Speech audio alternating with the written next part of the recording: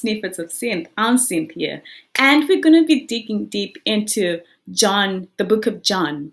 But we'll be starting from John chapter 1. Last week we looked at John chapter 4. However, just decided let's rewind and start from the start, like from the beginning of time. Come on now.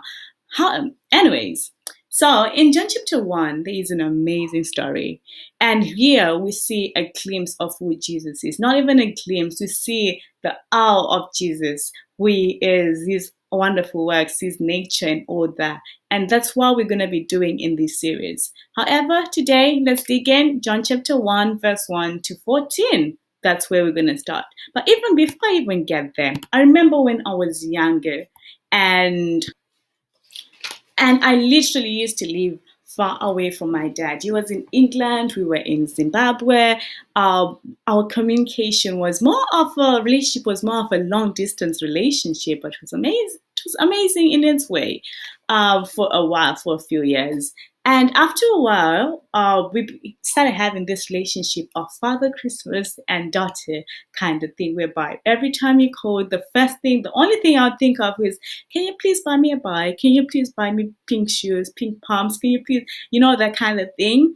And the whole relationship was it was one of those whereby I knew him from other people, mainly because I was young anyways. And I knew him in the sense of, I knew of him, but I didn't really know his sense of humor. I didn't know his nature and all that. I literally knew him from pictures. So I would literally have pictures and then I'll look at him. And when people ask me, oh, what does your dad look like? I could tell them because I had the pictures. Sometimes I'll take some pictures, go with them at uni, at school. I'm in primary school and show my friends. I'm like, oh, that's my dad, so that I don't feel out of place. Until later on, fast forward, when I actually met him. And then now, if you ask me about him, I can tell you, oh, you know what? We have kind of similar sense of humor, although my sense of humor is more lit. Like, come on now, because it's got dad jokes. But anyway, I love him. And I know his smile, I know what he loves, the kind of thing. But it all happened because we were able to be in one place and get to know each other. And that's when I actually had to learn more about him. That's when I learned more about who he was. And you know what? Something about Jesus, that's the same. He was God. Long story short, people knew of him. Some people would be like, oh, God of Abraham, God of Jacob, that kind of thing. But they didn't really have like a personal relationship with him. And then we see the Israelites in the Old Testament. They had this on and off relationship with him. Sometimes you would reveal himself to them. They're like, oh yeah, and then oh no, and then until like Jesus was like, you know what? I'm just gonna go down there and show them a good example of who I am, that kind of thing. And this is where we are when Jesus decided, I need to make these people really know me. I need them to see my sense of humor, like kind of grab some of my jokes and these jokes. Like if you look at the last video I did when you was talking about with the woman of the world, you can see there was a lot of sarcasm, like a lot of banter in there. But he's like an interesting kind of man, and that's literally, and we see like his nature, his love and all that throughout the book of John, throughout the Bible. But anyway, that's not the story. That's not the purpose of the story today. Anyway, let's dig in. John chapter 1, verse 1 to 14. It says, in the beginning was the Word, and the Word was with God. He was with God in the beginning. Through him, all things were made. Without him, nothing was made that has been made. In him was life, and that life was the light of all mankind. The light shines in the darkness, and the darkness has not overcome it. There was a man sent from God whose name was John. He came as a witness to testify concerning that light, so that through him all might believe. He himself was not the light. He came only as a witness to the light. The true light that gives light to everyone was coming into the world. He was in the world, and through the world was made through him. The world did not recognize him. He came to that which was his own, but his own did not receive him. Yet to all who did receive him, to those who believed in his name, he gave the right to become children of God, children born not of natural descent, nor of human decision or a husband's will, but born of God. The Word became flesh and made his dwelling among us. We have seen his glory, the glory of the one and only Son, who came from the Father, full of grace and truth. Okay, now let's quickly go into this. So, if we look at verse 1, we realize it's saying, in the beginning was the Word, and the Word was with God. So here we're seeing the origin of who Jesus, of who God is, like the origin of who, like basically, before you even say Jesus, let's just look at the verse as it is. In the beginning was the Word, there was the Word, and the Word was with God, and the Word was God. Yeah, and then so basically we're saying, okay, so in the origin, yeah, when everything started, there was the Word, God, God, and the Word are together. Yeah, through this word, you through this word, that's now verse 3, all things were made, and without him, nothing was made. So we now here we see that nothing was made that was made, like literally through this word who's God, nothing was made. All right, this reminds me of myself. Like, I'm one of those people who like experimenting in the kitchen and cooking, coming up with recipes and making interesting things. But whenever, like, whenever I'm making these things, I literally have to go to the shops, buy the ingredients, and use them. And I'm sure whoever brought this ingredient ain't the one who actually made it. Like, they would have probably bought the ingredients from someone who planted them and everything like that. And whoever planted them wasn't the one who actually made the soil. um, the soil was literally on earth, and someone must have created this earth. And then that's when we realized, okay, actually, the Bible, John is saying, you know what? In the beginning was the Word. This Word actually created everything. Nothing was made without Him. That car you like so much, the person who say the manufacturer and all that, the engineers and all that, those aren't they made that, but originally the creator of the materials and all that was actually God. So God literally, without him, there's nothing that was made. There's nothing that we can literally be able to kind of come up with. We can't create anything without the origin now creation equipment that God actually created. You get that? All right, let's next. And then in verse in him was life, in verse 4 and 5. In him was life, and that life was the light of all mankind. The light shines in the darkness, and the darkness is not overcome it. All right, this is an example. Right, when I do that, okay, you can still see me. When I do that, it's so dark.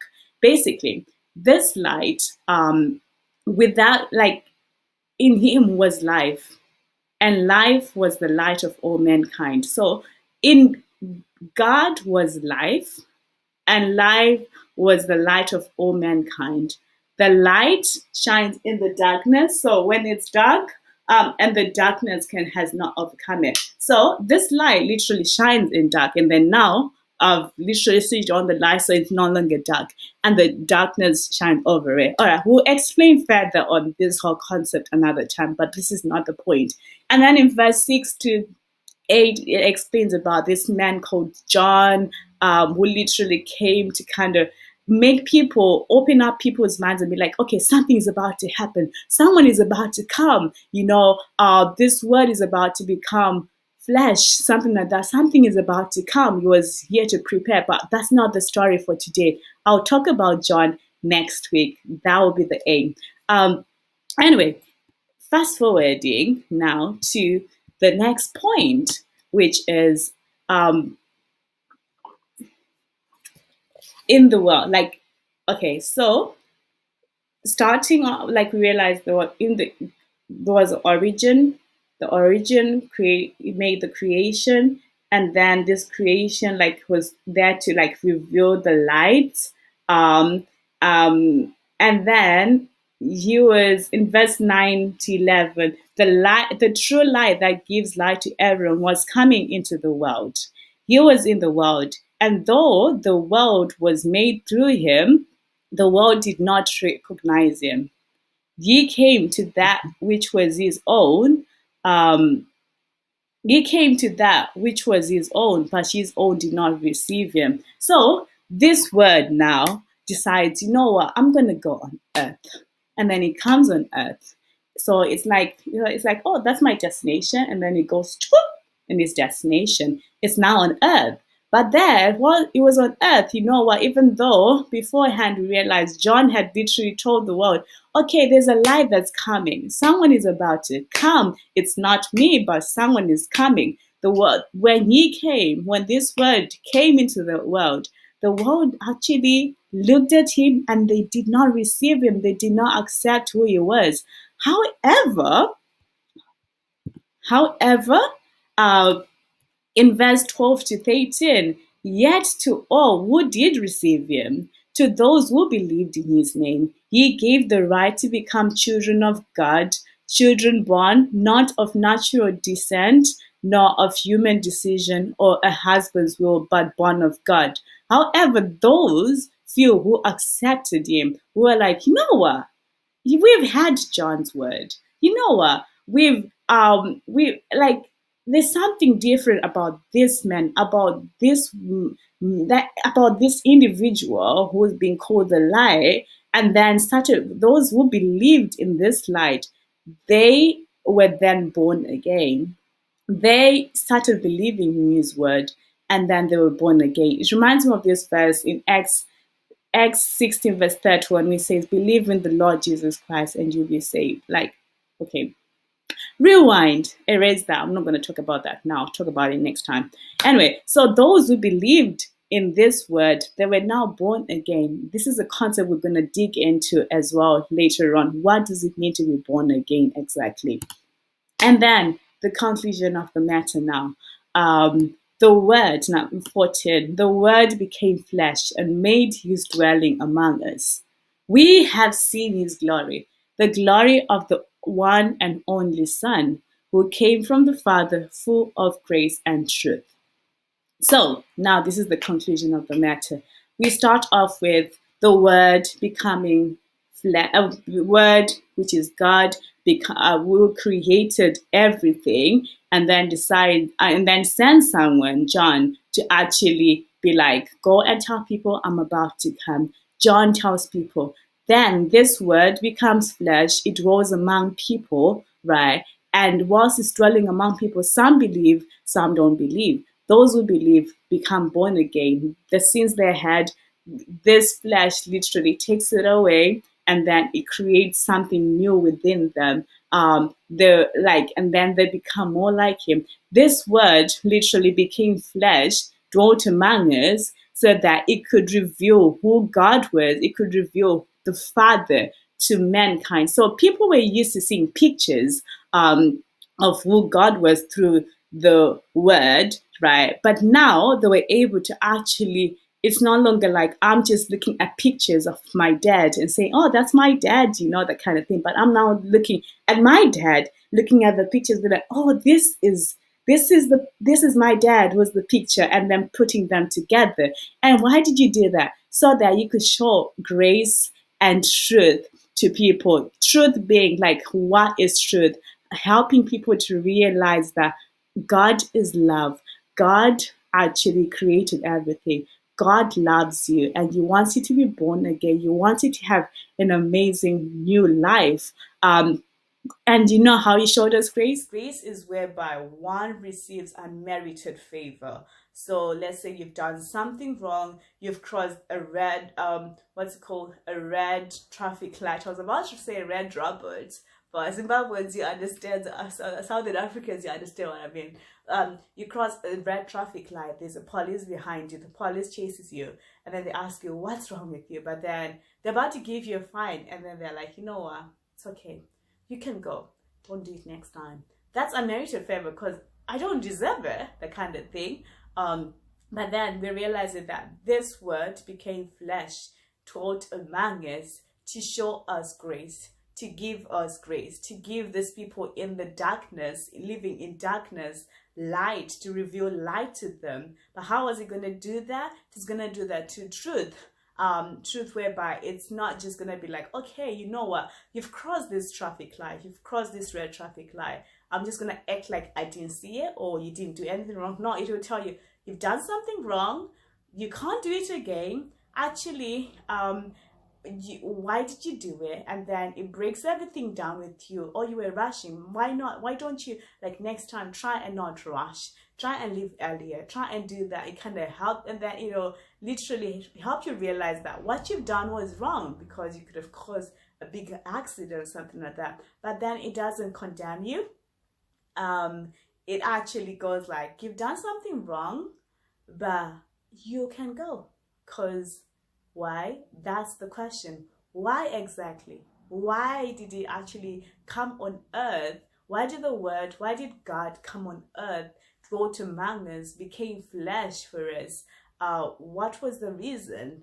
That is going to be the bigger question. That's the biggest question we're going to try and tackle. Like, why did God dwell among us and became flesh?